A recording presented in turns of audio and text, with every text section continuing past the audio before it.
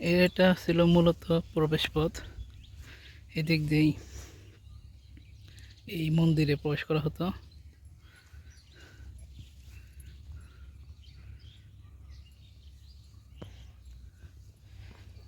আর এটা হলো গেট।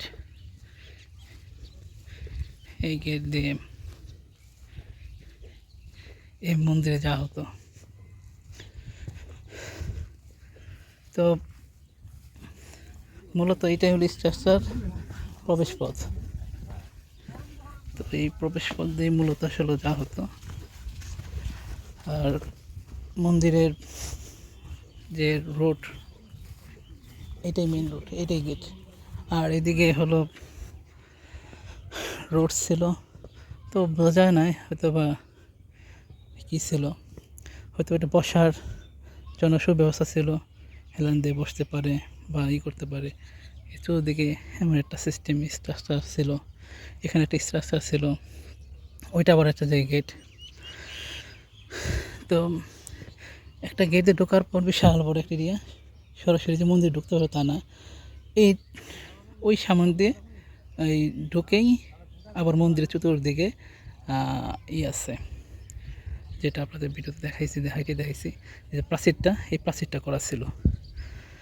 তো প্রাচীরের বাইরে আবার লেকের মতো বা যাই লেক হোক বা মাঠ হোক, এটা ছিল।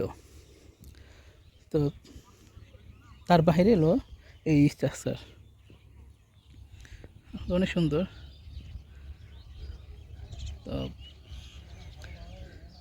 আর এদিক দিয়ে যে এটা সম্পূর্ণ চতুর্দিকে, এটা সম্পূর্ণ চতুর্দিক দিয়েই মন্দিরের পেছনের পাশ দিয়েও এই রোডটা আছে, ওই সাইড দিয়ে মূলত রোডটা আসছে, এসে দেখা গেছে কি এদিক দিয়ে মিলিত হয়েছে।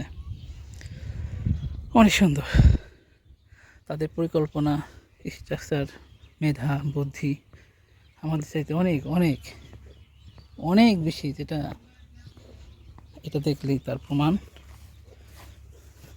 তাদের ভিত্তি ছিল যে কত মজবুত।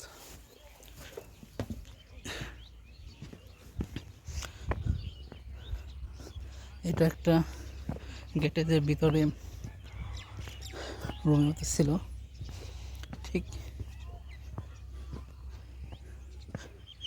তো এটা কিন্তু গেট, দুটা কক্ষ আছে, কেমন ছিল তা জানি না, যতই দেখি রহস্যময়।